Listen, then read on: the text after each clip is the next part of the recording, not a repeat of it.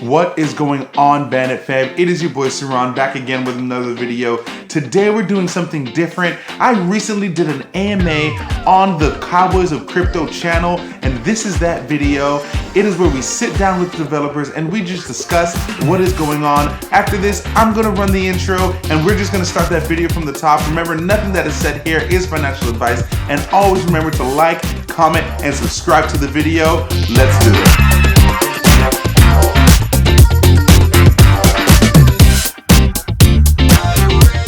Reach for the sky. What is up, Cowboys? It is Seron, the Crypto Bandit, here today with you guys. Aaron has taken a little snooze, and I'm here with you guys. Today we're having an AMA. We are with today one of the team members of CleanOcean, and we'll be taking a look at this project, seeing if it's with our time, our energy, and our money. What better way than to do that than through these AMAs? It is amazing that we can just sit down with these team members and we can just get a conversation going, because you know, here in the wild, wild west of crypto, with our lizard brains, our gorilla arms, and our diamond hands, that when we're sifting through all these telegrams and YouTube videos and discords, that we're just getting the second hand and third hand and dirty cousin information. It is amazing when we can have the developer of the project here to talk about it in the flesh. Always remember that nothing that we say here is financial advice, and that if you want to be a part of a like-minded community of lizarded people like me and Aaron, that you can join us on the Telegram, the Saloon. That is where we get all these conversations going, where we're looking out for good projects and where we can just discuss and just be with people like us on that journey to one Bitcoin, all right? So today we have Jan here, and he will be with CleanOcean. CleanOcean, and he'll be talking about his project. All right, man, how you doing? What's up, man? CleanOcean was perfectly right, and yeah, great to be here. Yeah, man, it is awesome to have you. Just like I said earlier, it is wonderful when we can just sit down and we can talk with the developer in these projects and get the real first-hand account and information. It is wonderful. So just tell us a little bit about yourself. How'd you get into crypto? What's going on? Yeah, sure. So first of all, I think channels like this are so important nowadays. Everyone's just throwing out their not financial advice here and there, but it's. I think it's so important to talk directly to people, and to people who are actually also willing to sit in front of a camera, because I think that's something that lacks in crypto a lot. So for my personal background, I'm coming from studying business myself, and also all my family. I'm very happy to have my cousin Daniel, who's the main developer of the whole thing. So it was very easy to us to get together from the business and technological side. I got of course, as everyone probably in crypto, through Bitcoin. It always starts the same way, right? So yeah, got probably in Bitcoin. Not gonna lie, could have bought my first ones when it was below $10. So I'm in this thing for some. Oh no! was a bit too young at that point to understand fully the full concept, but. Yeah, I'm in this whole rabbit hole for quite a while, I would say, at this point. So, yeah. Yeah, I think I first came onto Bitcoin in 2011. I had just graduated high school, and I was like, man, what is this? This is too complicated. I'm worrying about college and all other types of crazy stuff. But if I would have just taken the time, man. Someone told me about it on a vacation, and he was telling me about how he's mining this magic internet currency, and I'm like, yeah, sure, bro. Yeah, legitimately, when I first heard about it, it was almost like gibberish. I was like, Bitcoin, internet currency. No, that's never gonna do anything. Fast forward, legitimately 10 years later, on an AMA with you. That's how it goes. Right? That's how it goes. I think it's amazing, where Bitcoin has come and even where it can take us. So all right, so we got your we have your backstory. Tell us a little bit about the coin, name of the coin, what you're trying to do. Sure. So basically, CleanOcean is a project that we really started. I think everyone says this. I'm not going to repeat the sentence. Everyone says we started this from our heart, because it's really a project. We try to change something in the real world. I think crypto is amazing because it does so much in the digital world, and now there's this whole metaverse trend. when we started CleanOcean, there was at this point there was a small trend evolving in the BSC space about this whole ecological projects and this whole charity projects as well. And we were like thinking, this is pretty amazing to do something with this huge amounts of money that are involved in crypto and putting them in a direction where it really matters in this world. And so we started basically like the first ocean cleanup coin, and I think this idea has been like kind of copied a lot since then, which is like, of course, just a proof that it's a good idea, I would say. So we're not really touched by this in a negative way. The space is big enough for everyone to exist so far still, but yeah. Basically, we just started with the idea that we thought that these kind of charity tokens that evolved, those eco projects, are pretty fucking amazing, and we wanted to do something in the space as well and bring some money from crypto to the outside world. And now we evolved to a point where we already talk about like building our own circular economic systems, like that. Basically, for everyone who doesn't know what it means, it's just like recycling, but better, to make something being able to be used and used over again. Basically, plastic that is thrown away in the ocean, you pick it up again, like plastic on the ground on the beach. It's basically like harvesting some material, and if you pick it up and you can use it again and do bottles or some other products again, and you keep it spinning the wheel, and in this way you create something circular. Like, that's the most basic sense of explaining this. This is basically one of our goals we are achieving at the moment, with many projects worldwide, from Africa to Asia, including India. But yeah, that's basically like I could talk about this for hours, but yeah, that's basically the run. So so I heard so it's an eco project to help clean up the oceans and stuff like that, from Africa to wherever else you're going. But how does CleanOcean and the coin itself help to accomplish that goal? Yeah, so I think back then when we started, it was not something so normal. You really had to explain this. I think nowadays everyone who has touched the BSC space knows about this kind of tokenomics thing that's going on, like where you collect fees with your tokens, and from that fees, you basically fund the operations and do all of these things. So traders have a huge advantage because, of course, also these fees prevent bots from inflating the project. So this is also a small good thing there. But in general, just those fees. This concept was always there, like with eBay using transaction fees and making money through volume. And I think this is just the evolution of these things through crypto. And this is the way how we collect money for our operations, for marketing, spiraling up the token price through that. And using some of that money. So it's just basic tokenomics, and then through that you guys are giving back, I guess, to help clean up. So are you guys finding these organizations that are cleaning up the beaches, or are you guys actually the organization that's hiring the people and all that stuff to clean up the beaches and stuff like that? Kind of both of it. We started by donating very simply to get a name out there and to really get things going. Like, I think on the first day, already in the first 24 hours, we did our first donation just to prove to people we are here for real.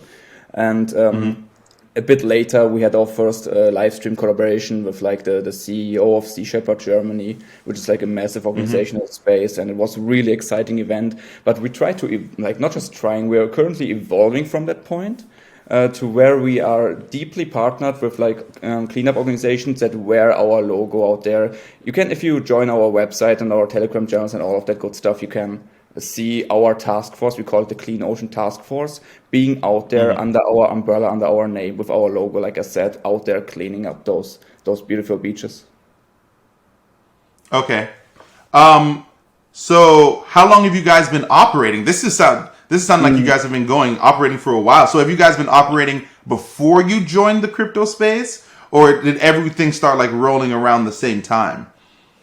No, it's a whole learning by doing process, you could say. And we started with the crypto thing, but the project itself is also not that young, you could say, but also not that old. We're around, I think, scratching the eighth month right now. So trying to finish off our first year here, which I think is a good time spent to be in. It proves that you're a legit project, but you're also not too old to be some burnout thing. So yeah. That's basically where we are right now. I mean, 8 months is not bad. A lot of projects burn out the same day. They don't even make it past IDO, really. That's true. A lot of projects die in the rooms they were created. To tell you to tell you the truth. It is how it is. So how many people? Huh? Sorry, yeah, especially in the BSD space, it is how it is right now. Yeah. So how many people are like on your team that are core members? Who are you in the company? Are you guys all doxed? Like, so come on, give me some. Yeah, so we take this whole thing really serious, like really serious. That's why I think it was in the first week of operating, we doxed like the whole team, not even people that we would have to dox, like just to get myself out there personally. Like I'm basically what you would call the CEO of the project, the project leader, and but we didn't only dox me, we doxed like the whole team. Like many people just dox everyone who has like access to the main wallets. We doxed everyone to show that like we are proud of what we're doing, not just to prove a point, but to really show like we stand behind what we're doing because we're proud of this shit. And trying to be as transparent as possible, especially when you say you're like, oh, this is a charity coin and this much of my money is going to charity. I feel like it's very important to be as honest with who is the person receiving and taking in these funds, if that makes sense. Yeah, also just if you go to any big company website, you usually find the whole leaderboard there on the website and not just like, hey, this is our CEO and you don't know anyone else here. This is very true. When I used to work at Comcast, you could there was a tree and you can go all the way up it from me and you can work all the way up it and anyone can do that. So you can go from the CEO of Comcast and go down 1,000 different levels and then you'd see my little face as a salesman. Yeah, that's legit. Yeah. We're just trying to operate like a real company out there. Like, we really want to don't do it like just some Reddit crypto project. We really want to operate like a real startup, you might say, that is taking this thing more serious than just pushing out some marketing there, pumping the coin here and there, but really doing this for the long term and trying to make some change. And I know many say this, but I think with the time we devoted in this and the work, we proved, at least to our community by now, that we are actually behind what we're doing. Okay. So what is the tokenomics of the coin? Yeah, so that's actually really, really interesting. It would have been a very easy question just some weeks ago, but we're doing a migration right now from the old contract to the new one. There will be a really huge launch party on the 8th. I don't know exactly when this video comes out, probably like on the 7th or something. If it comes out on the 7th, you guys watching this are the luckiest people in the world because this launch party will be insane. Launch party? Yeah, literally a launch party. It will be crazy. Like what we have planned for this is way above the head of like, I think we're around 1 million market cap right now. It's much over that. Like we also invested a lot of personal funds in there to make this like something that is way too crazy for such a small project, just for the heck of it, basically. But so because of this migration, we completely changed the whole structure of this project. We upgraded everything. So tell me if what the old tokenomics used to be, I guess, and then tell me the new one. Yeah. So the old ones used to be basically like the typical safe moon fork, you might say it, like with 5% liquidity and 5% reflection, and then there's a huge dev wallet that receives reflections that can be used for all these operations. But of course, like that is this contract had security issues and all of that, and many reasons to switch. The new ones are a bit more complex, but also in a sense because we're gonna adapt them. We chose to have a liquid system where we can always change the tokenomics in a sense that we can adapt to the market, but we hard-coded security measurements in there. So the tokenomics, the fees, you might call, can never go above, I think, 20 or 30%. So never too high. And of course, we never intend to put them that high. But 20 and 30 is very high. That's very high. But yeah, it's a security measurement so that it can't be honeypotted. Like, we can't put them like you saw many projects getting hacked or the devs team did something ridiculous and put them to 100%. Letting the contract completely implode. So we put in enough flexibility that there is measurements to be taken if some market situation allows it.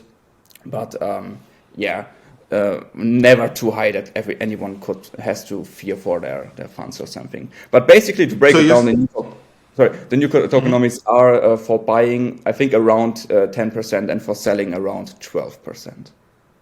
Okay. For buying, it's 5%. For selling, it's 20%. So, like, how much of that is to marketing? Like, come on, like, break it down. So we put around, I think, we have like a 2-2-2 system where I'm saying around 10% because that's around the highest that we go for buying. But usually we do 2% of tokens that get in a wallet that because we want to implement staking features later. So this wallet can be activated and this feature can be activated and deactivated at any point to collect 2% of a fee for tokens. Then a 2%, around 2% marketing fee. So, which is basically what everyone's interested in, which will be added in BUSD, just because the contract can sell much more efficiently than a human could without interrupting the chart. Then I think it's 2% liquidity. We thought about this because it's we already have so much liquidity, we don't need to put it higher at the moment. Maybe we're gonna turn it off at some point completely, and a 2% reflection at the moment. But like I said, we're gonna use this around this tokenomics for the launch to test every function out a lot, and then use this data that we get to work from there. Okay. So you're saying you're moving it from this V1 essentially, where the tokenomics are set, into V2, where it's more fluid. In what type of situation, I guess you'd say, where you would drop the buy-in and buyout tax, and what kind of situation would you be in where you would raise it? So if there's like a lot of volume, a volume that's so high that that we say we can, for example, like just put the marketing fee like 1% or 2% higher to collect more funds to build up on that volume, because otherwise you need to keep momentum. So if momentum is there, you need to create funds to keep that momentum. And in this kind of situation, we would, for example, higher the marketing fee. And maybe lower like something else like liquidity or something, whatever. But we would collect more money in this sense to build up on this momentum, because then it's important. We would, for example, lower the fees for some special events. You could like call it like some Black Friday offers or something like this, where we would just say, hey, today is a 0% buy fee, or something like this, for example, and just for new people to get in, just having the ability to create those kind of events. Okay, so when you guys adjust the tokenomics, how would someone know if it got adjusted? Like, are you going to also update it on your website? Is there like a live tracker that says, hey guys, the tokenomics at the current moment is this? Hey guys, tomorrow, are you guys adjusting it on a daily basis after analyzing like the day's chart? Are you adjusting it on an hourly basis? So like, I guess my question really is like, how are you determining really and truly when to adjust the tokenomics? Because if all of a sudden you're just like, all right, we want more money for marketing, 10%. Like, you get what I'm saying? Like, how are you determining like, all right, we want more marketing. Okay, guys, we want more liquidity. Okay, guys, you know what? We want more to be burned.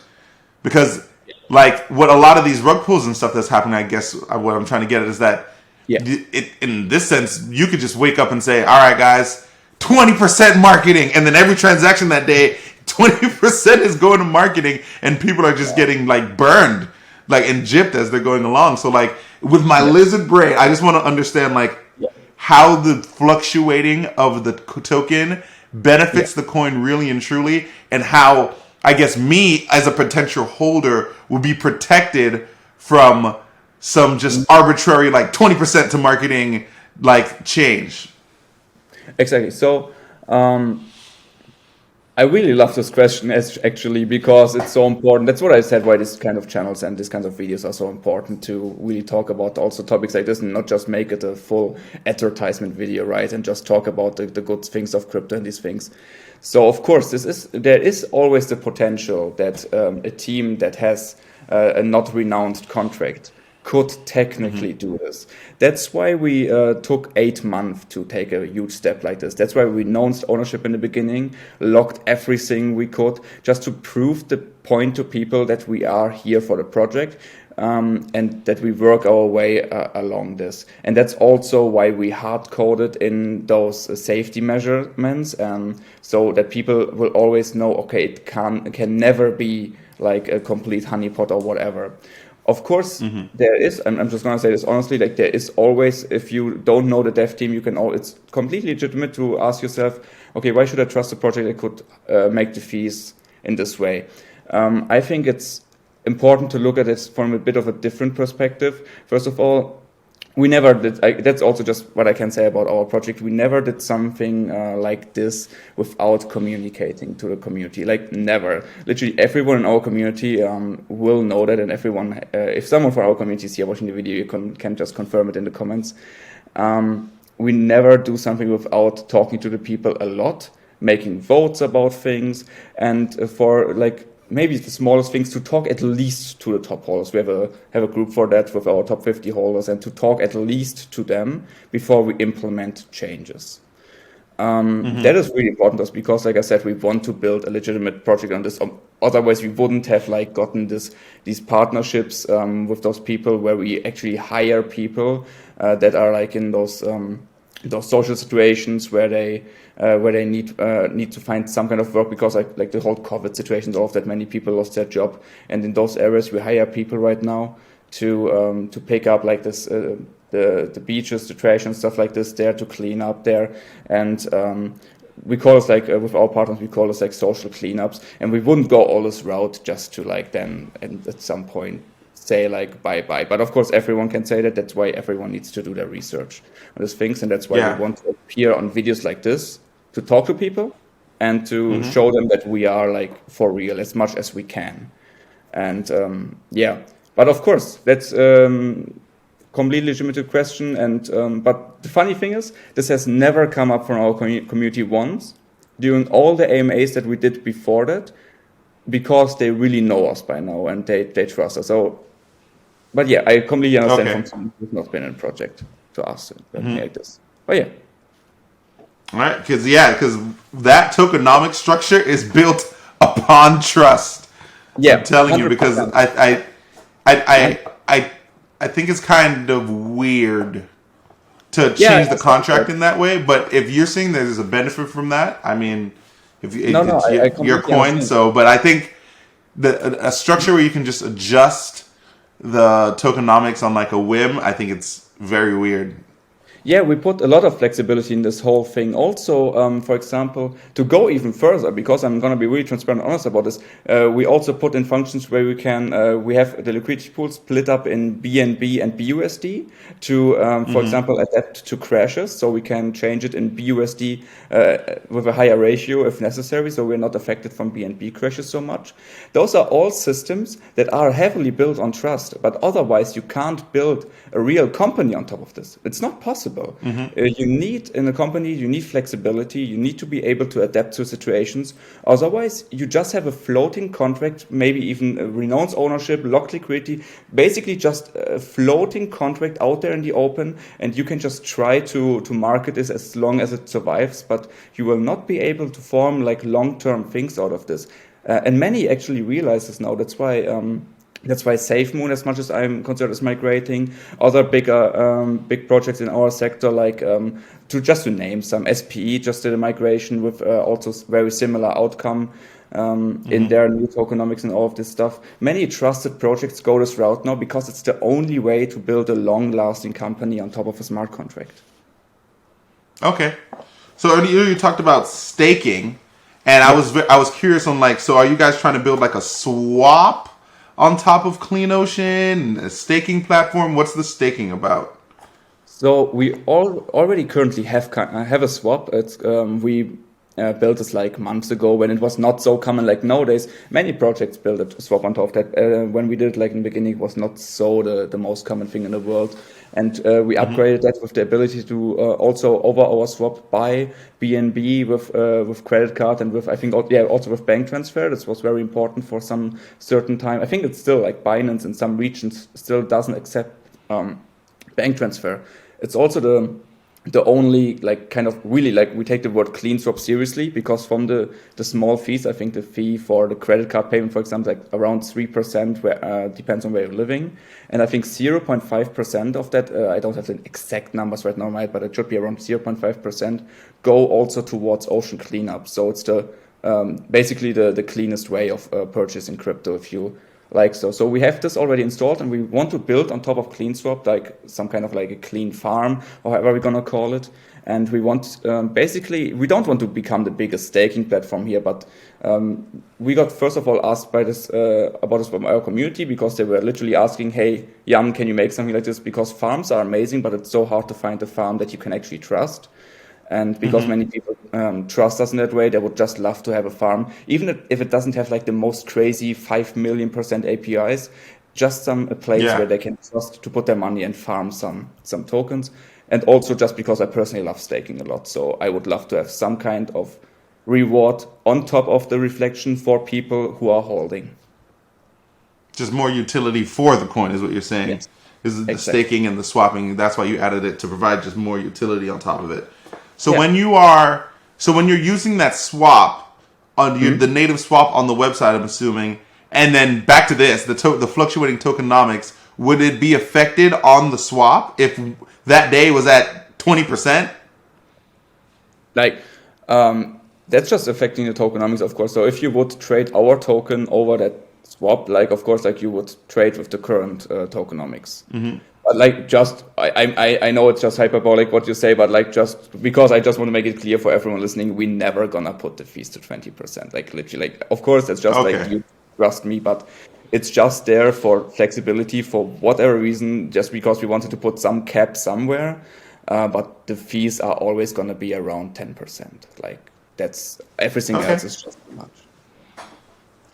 So on your current website, is there a list? So earlier you also said that you guys do some of the cleanup as well as partner with other organizations. Do you guys have like a current list of other organizations in case, let's say, someone wanted to go back and fact check? Because I think that with a lot of these humanitarian projects, I guess that's what we can call them. There has to be a certain level of trust. Yes. So docs the team. Any partners you have need to be listed. Anyone you've ever donated to needs to be listed. Also, especially with your situation with the fluctuating tokenomics, I feel like I'm beating a dead horse that you have to be as transparent as possible. So do you have like a list of charities that you have worked with before that people could essentially double check and fact check you on?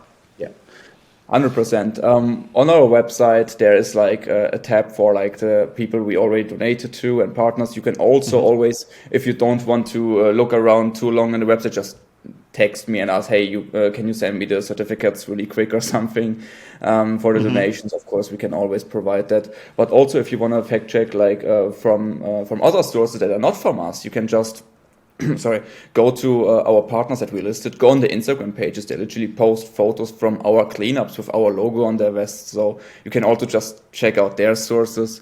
But what you just said is like exactly what I mean. Like if you want to build like really a long-term, that's why we're doing all those things. If you really want to build a long-term project and a long-term company on this thing, you really need this transparency. That's why we list everyone, the whole team on the site, and not just 3 people or something.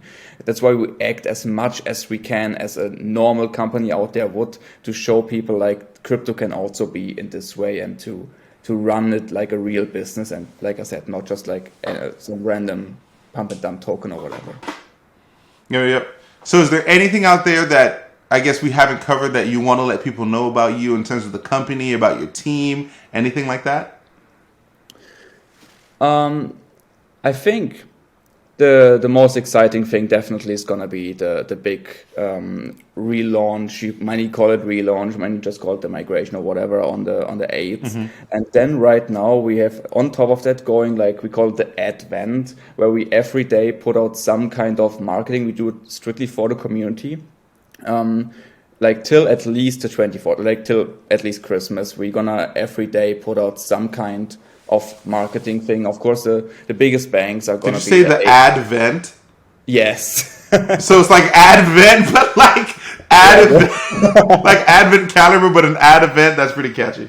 Thanks, man. Yeah, I worked hard for that. Stayed up like 10 hours a night till I got it. So yeah, we have this going on right now where we will want to deliver something, not just one, we have everything planned out. We have the whole Excel sheet and everything going. And I think this, for example, this video is some part of this, for example, and we want to deliver something to the community every day. And if this gets the reception that we imagine it gets, like, we will continue this after that. So because we believe, of course, even like that's something that people, I think, is a misconception about many eco projects, and also think something eco project itself get wrong.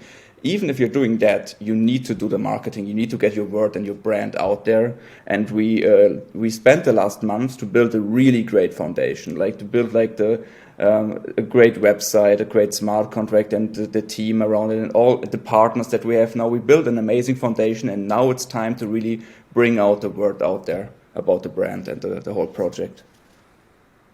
Okay, man, I feel like you did a pretty good job of just explaining what the project is and just letting all of the cowboys out there and the bandits out there know what's going on. It's been wonderful to have you on this AMA. It was so wonderful. Thank you for coming onto this channel and just bringing that energy and that vibe and just your project. Yeah, thanks, man, for having me, and thank you for finally asking some, like, you can call it harder questions. Usually they're all so soft all the time. So yeah, that was kind of a new experience, but I really appreciate it. Yeah. Remember, guys, always do your own research. Make sure to like, comment, and subscribe. Make sure you remember that you can always join us in the saloon. We got the lizard brain, the gorilla arms, and the diamond hands. We are going through that wild, wild west of crypto on our way to the next Bitcoin. It was wonderful to have you guys here. Peace. Have a good one. Bye.